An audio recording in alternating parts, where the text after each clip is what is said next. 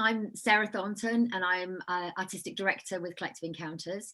I co-founded the company 16 years ago now. I'm Abi Horsfield, and I am the Outreach Director at Collective Encounters, and I've worked with the company for 13 years now.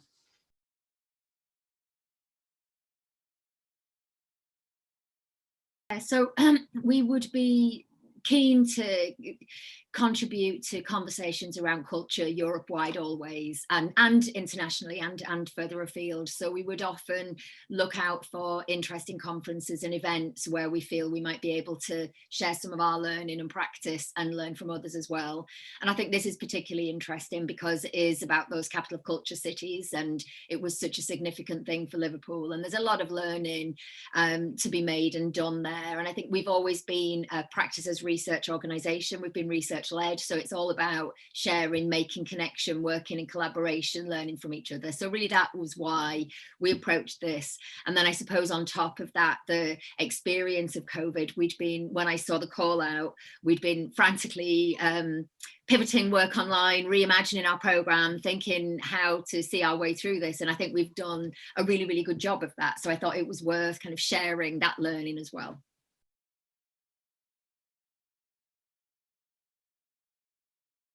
So in late 2003, I was working as a lecturer at Liverpool Hope University, senior drama lecturer. I had for years previously worked in Ireland and England as an applied theatre practitioner, community arts practitioner, lecturer, director in all sorts of settings. And hit towards the end of 2003, I had my first child and was wondering what I wanted to do with my life, and theatre didn't seem so meaningful anymore. And I wanted to find out if theatre could really make a meaningful contribution to change, to social and political change. And so I kind of embarked on a research journey to explore that. So initially it was to get a bit of research funding to work with communities in North Liverpool, which was at that time a very underserved part of the city culturally, to work with communities there to explore that question. So it started off as me with 1 day a week from the Arts Council and 1 day a week funded by Liverpool Hope to go out and meet with community leaders, people who were active in the communities, find out if they thought theatre was valuable and what the key issues confronting the community were at that time. So did that, and it turned out that everybody did think it was valuable, both as an opportunity to engage people who had very little opportunities for interesting activity, as a way to explore ideas. People were very receptive to that. And at that time, the main thing that was affecting the area was the impact of regeneration on the communities there, and the lack of consultation that had happened, and the lack of understanding about what was happening. And people were being told their streets were going to be knocked down, but they didn't know what, when, how, where they'd be moved to.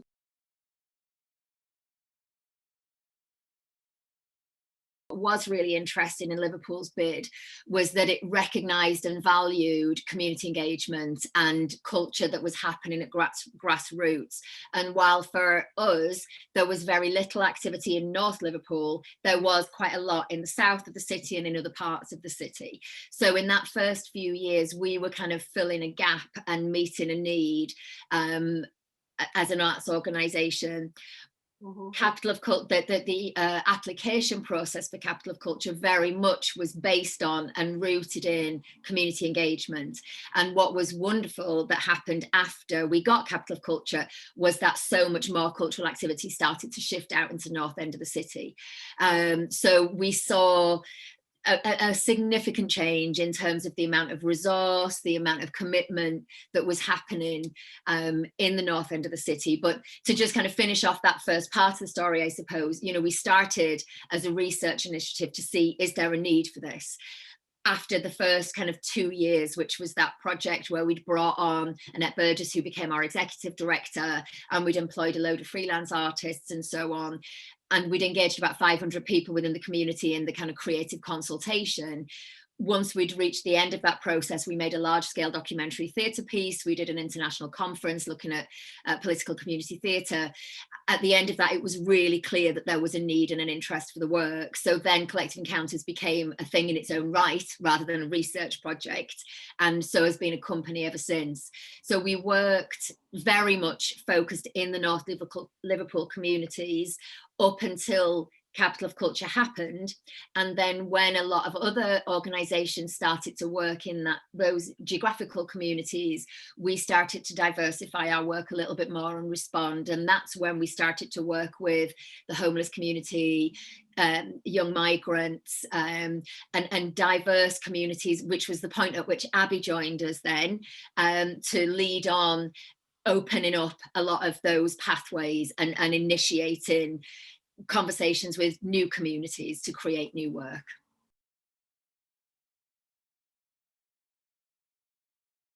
I think that community means so many different things. I mean, we have geographical spaces, so we have areas that we work in, and I'll talk a little bit about that in a moment, or we have groups of people. So we started working with the third age community, older people who live in their communities, who have shared experiences, and maybe they have very different opinions about those shared experiences, but they have a shared experience. We worked with the homeless community, and again, as Sarah said, all of the work starts with research. So when we started the work with our homeless community, we went out and worked in hostels, we worked with people who were sleeping rough on the streets, we worked with drop-in centres, we ran workshops with people across that demographic and asked the question, is this something that you think is important? What would you like to say? And then out of that grew a need and want from that community to continue to engage with us and do that work. So very much at the time Sarah's talking about, we were working with groups within the community, communities within a community, and then building up that confidence, but also looking at how can we build up the resilience within those communities to grow that talent and enable that people to who've had a taste of what the arts might be able to do in their lives, to enable them to transform and to start to work in their own right. So training's also been a really important part of what we've done, and working with people to enable them to flourish in their own art forms and become artists and emerging artists in their own rights. The project I was working on directly before lockdown was Above and Beyond, and we were looking then at going back to that geographical route of communities. Liverpool itself is a city region, has lots and lots of communities that have really high levels of poverty and deprivation, and that's a poverty of opportunity for a lot of people as well. And so just prior to this, a year ago, I started working in two communities that border Liverpool, one on the Wirral, Birkenhead, and one that borders to the north of the city, which is Bootle. And what we were doing in those communities was finding out what's happening in the community, what groups are working, what organisations are working and touching lives of people, and would theatre and community theatre and theatre for social change be something that people would want to engage with, to tell their stories, to share ideas, and to reach decision makers to see if things can change for the better.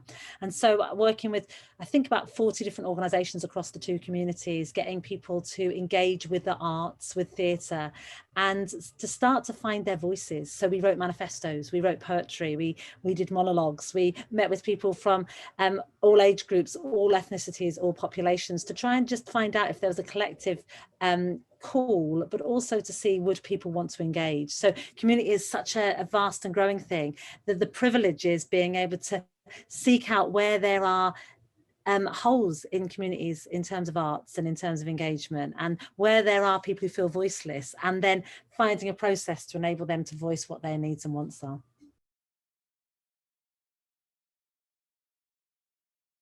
I think we would see our strapline from the beginning was new work for new audiences in new spaces. So we don't work in traditional theatre spaces or traditional arts centres. Our workshops pretty much, obviously this is all prior to lockdown, our workshops happen out in the community. So that would be Abi and other members of the team going out into pupil referral units, homeless shelters, community centres, any kind of space where people meet already. We would take ourselves there and make the offer very accessible. We would then, when we've kind of built relationships, built trust, etc., we'd invite people to come and join maybe one of our core groups, which would happen in our own workshop space in the city centre. So it's very much kind of following, making those relationships out in the community and bringing people back in as and when they're ready and interested. And that in terms of training, I guess it's manyfold really, is our approach to theatre for social change. We offer different access points at every different level. So for Abi did a wonderful sharing of work yesterday with her group that she's been working with online. And for most of them, it was their first experience of performance, and that happens a lot for us. So really the focus is the content, the subject matter. What do people want to say? What do they want their voices? How do they want their voices heard? What are the platforms? What are the audiences to reach? So it's using drama to explore those ideas, to develop those themes, and then to create a piece. And then on top of that, we would layer in performance training as and when that's appropriate. So Abi, you know, we'll have worked with some groups where we don't really do much of that apart from make sure that people can hear you, to a much more kind of nuanced level of training. And we try to build these progression routes through the organization. So at the moment, for instance, we've got a cohort of the radical makers who are emerging artists, who most of whom have been through a participatory process with us, have got that experience under the belts, and are now going on to train to become community theatre makers in their own right. So it's that progression, but we wouldn't see our community-based work as training. We would see it as creative exploration and giving voice. I think one of the things that was really instrumental about Liverpool was that it did draw on its cultural communities to win the bid. Yes, it has, you know, nationally, internationally recognized creative output as well, but really the bid was based on its communities programme. And we've seen incredible work happening in Speak Garston, in Toxteth, in the south end of the city. We were doing super work in the north end of the city. And that was very much the foundation coming out. So that was why we won, and I think that was very new. I think that's one of the reasons Liverpool is held up. One of the things that came out of it then, I suppose, there was new and different opportunities for networking. So yes, cool, creative organisations of Liverpool and the larger organisations formed their own network. So we have these networks that are still going, and through those networks we do a lot of collaboration with other arts organisations and addressing some of the kind of bigger social and political issues in the city and the region, trying to address them together. So looking together at how we can make a collective creative response to the Black Lives Matter movement, or to Brexit, or to whatever it might be. That was one thing. I think there were also incredible training opportunities and capacity building opportunities during the year, where international organisations and players were brought in and we got to learn from. So for instance, we got to do a really intensive training programme with Francois Matarasso, who helped us to develop our first evaluation plan and quality framework, and really think in new and different ways about the quality of our work. So those opportunities just wouldn't have happened otherwise. And I think they were super, and they definitely grew the capacity of the city, of the organisations within the city, to continue developing really exciting work. One of the other interesting things was that they set up right at the beginning a partnership with one of the universities to assess the economic impact of Capital of Culture, and they did a whole load of work on economic impact. They didn't at that time look at social impact, and subsequently, thinking about 2015, we were Collecting Encounters was commissioned to do a social impact study of some of the city council funded organisations, and that was looking at how the work that we do with communities can achieve social outcomes, how it can tie into the other policy objectives of the council, whether that's around looked after children and young people, or whether it's around dementia care, or whether it's around crime and safety, or whatever it is, how the arts is contributing to that as well. And that was really important to feed into the council's ongoing and developing understanding of how culture was so important in the city. And I think the real testament is that although Liverpool has lost I think more than 60% of its core funding from government now since 2010. It's one of the hardest hit cities in the country, the most hardest hit city in the country, I think. It has still maintained its commitment to arts and culture organisations. And that is a testament, direct testament to Capital of Culture and the impact that that had, and that was recognised.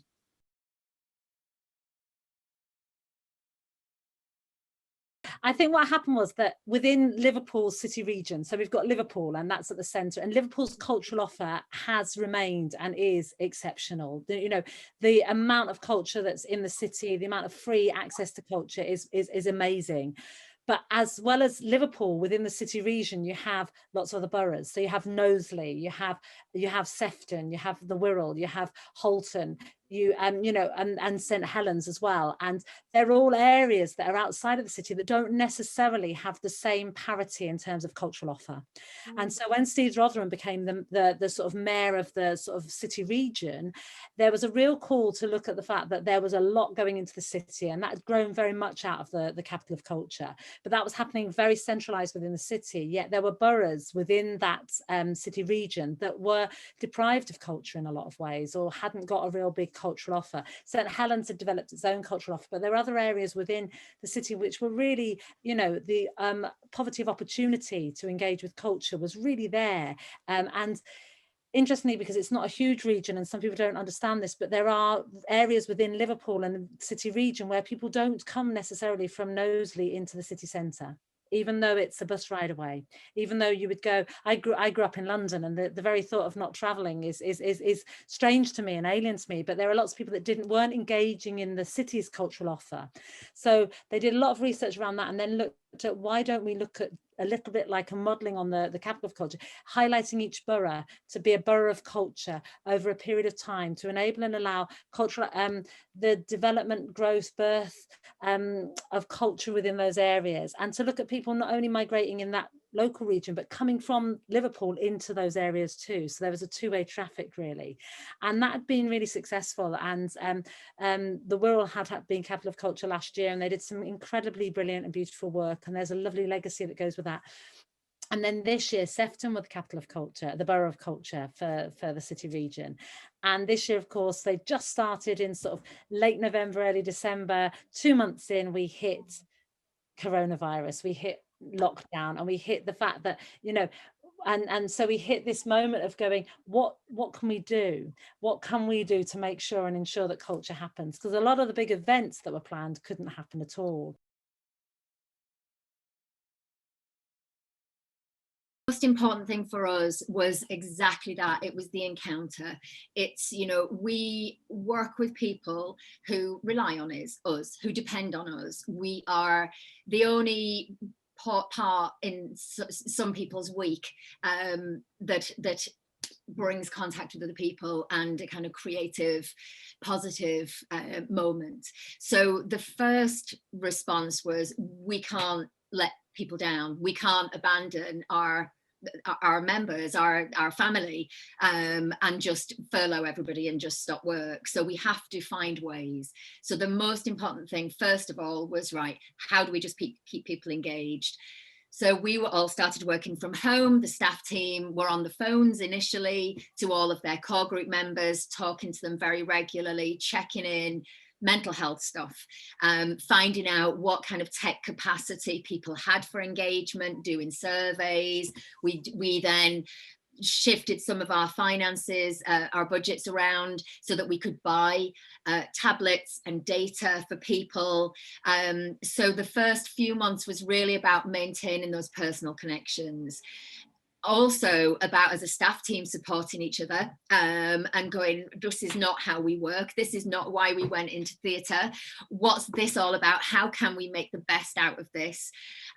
So there was a lot in that first couple of months of researching, thinking, meeting very, very regularly, talking through ideas, brainstorming, figuring stuff out, trial and error, until eventually we got our core groups working regularly online. We pivoted our new projects that had been due to start. We made them into digital projects instead of live projects. And also, really importantly, I think, our sector development programme, which is a significant wing of our work, which is looking at supporting participatory theatre making, improving participatory theatre practice through our Centre for Excellence in Participatory Theatre, that all went online. And we engaged, well, in 4 sessions, we had about 400 people attend workshops to say, this is, where am I don't know what to do, and share ideas and explore stuff together. So all of that was happening at a kind of strategic level, if you like, a meta level, while the team, Abi and her peers, were grassroots, face-to-face on Zoom, actually developing that practice. So we're doing the thinking and the practice at the same time, and kind of trying to share that. So there's we've produced a couple of reports coming out of that process, which I'm sure you'll add links up to, for participatory theatre makers, with resources and thinking and all the rest of it. So that's all there as an aid and a support to people who are trying to make the work. It was a baptism of fire. As most people who know me know, I'm not the most tech savvy. And so, you know, I had been on Zoom a few times for a few meetings, but suddenly being thrust into an area of trying to engage people that were quite scared of technology. A lot of it wasn't just about poverty of digital poverty. There was also a fear around the technology. So, you know, we were very clear with the conversations we had on phone at looking at where people were at, and we still have those conversations now. So some people elected not to get involved on Zoom at all, and so I've had regular phone conversations with those people, giving creative input to those people's lives over the telephone, and that creative input coming back into the group. So it was always about a whole group. So I've got about 2/3 of my group have engaged online, a third haven't. So it's about how we find ways of working. What I did with my groups was we went through trial and error. We said, let's play every drama game we can think of, and let's play it online, knowing that Wink Murder would not work, but having a go anyway. You know, finding different ways to fall on and off the screen, and to stand up and to work. And I'm also living with a 9-year-old who would pop up occasionally, and, you know, all of those things. So it was all about trial and error. It was about talking about they're on cue. It was about talking through things and looking at what was important. We also changed the focus of the work to be about what people were experiencing in the now. So the focus of our beginning bits of work were really looking at how people were dealing mentally, spiritually, physically with coronavirus, with lockdown, with the enforced isolation that a lot of them were feeling, with the frustrations and fears that people were feeling. So it was very much about saying, all right, we're going to address this, we're going to look at it. We did a lot of newspaper headline theatre. We looked at what was happening in the news. We looked at how we were getting information. So we were looking at how we were coping, but also what news was filtering into us and how that was impacting on our lives. And again, the mediums I was working and still working regularly, I did a whole outreach project on WhatsApp during the lockdown, where there was a group of people who weren't accessing the internet but were on WhatsApp. They were working with a local organisation that we worked with. They wanted some creative input, so I wrote 10 Creative Friday sessions that we did on WhatsApp, and enabling people to look at words and poetry and express what was going on in their lives through that medium. I was also working over the telephone. So I have one person who telephones me with poetry, and I transcribe them, and then I take them into the group as stimulus for the work that we do. We have our Third Age Theatre Company, where one or two members phone in. So we have people on telephones, on Zoom meetings at the same time. So you have to adapt all the time, adapting games and exercises, and looking at taking it those baby steps at a time. Looking at, as a facilitator, I think for me, it was also about how do you gauge a room, a Zoom room? It's very different. You don't pick up on the subtle clues. How do you gauge your energy? Because I think that doing a 2-hour session on Zoom is like doing a 4-hour session in a room. There's something very much about that screen fatigue you get, and being very conscious of this. So I think a lot of it has been about trial and error. It's been about what works, what can we do, going back to basics and going, how can I adapt and play? And at first, I know I was terrified, and then I found a great liberation in it to go, let's reinvent, let's look at reinventing the work we do. Let's look at finding new ways. Let's look at using digital media in a different way. Let's look at playing games in a different way. And it's all about that engagement. But at the center of that was also about people are giving their time to do this. This is important for people. Let's make it fun too. So it is about the heavy stuff, but it's also about creating fun and creating pockets where people can come out of their space and just connect, because connection is so vitally important to everybody. And similarly, working with other people, as well as doing the work we've done with Collective Encounters sort of as a whole and nationally, within Sefton with the Borough of Culture, we set up a performers network to try and continue the work that was happening across the borough, to make work and work input. And part of that's been about training for other practitioners across Sefton to look at how can we adapt to Zoom and get onto Zoom and make the work happen on Zoom. So a lot of it's been about just pulling resources and pulling strands together and going, actually, as always, one size doesn't fit all, but if someone wants to be involved, they can be involved through whatever means that we can get them involved. And I think that has been the vital clue that we've been doing. And growing as teams and growing as practitioners. And I think that it's about playing. It has to be about play. And that's what we need just now. And it can be serious. One of the things that we've been really excited by is how it has opened up the possibilities for connection, collaboration. You know, we've spent years doing research visits, making connections with organizations, you know, traveling internationally to share our practice, to benchmark, and suddenly we're doing it from our living rooms. You know, I've been at some of the most exciting networking events, sharing events since this happened, meeting people that I would never have got to in a million years, and that's filtering down into the organisation. That's been amazing. But also I think in terms of our theatre practice, I mean, I think from the beginning, one of my driving forces has been how can theatre be relevant in the 21st century?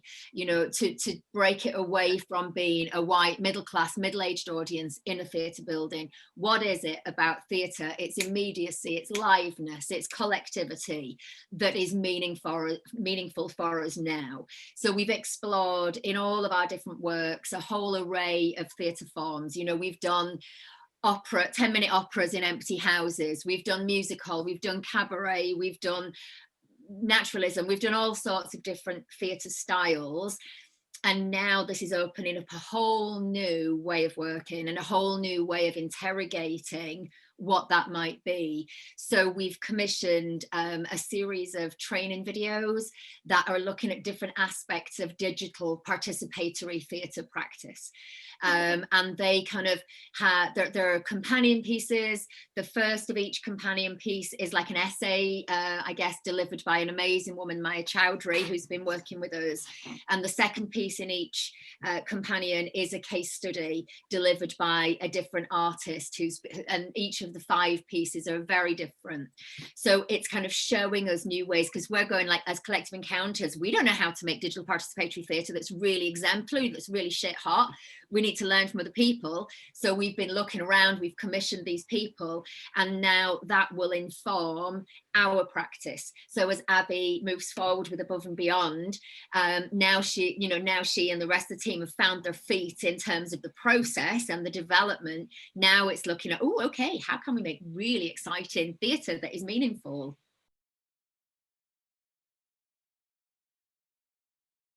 Part of my project was also about looking at emerging artists and developing that practice.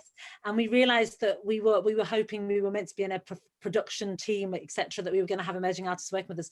So we looked at going, what could we do to support emerging artists? And we did 10 micro commissions that were to enable freelance artists to create commissions that were in a response to the lockdown. And that they happened, it feels like such a long time ago now. They happened sort of, we sort of developed that in sort of March, April, May time, that we put out the call for commissions, and we got these most incredible pieces of work from lots of different art forms, lots of different freelancers creating and generating work in response to the lockdown. And so it was really lovely that we were able to look at that emerging artist program and look at commissioning that talent to do some work for us right at the beginning. And I just suddenly thought, oh, that seems such a long time ago, but it was really lovely work, and it is on our website, so if people want to have a look at some of that.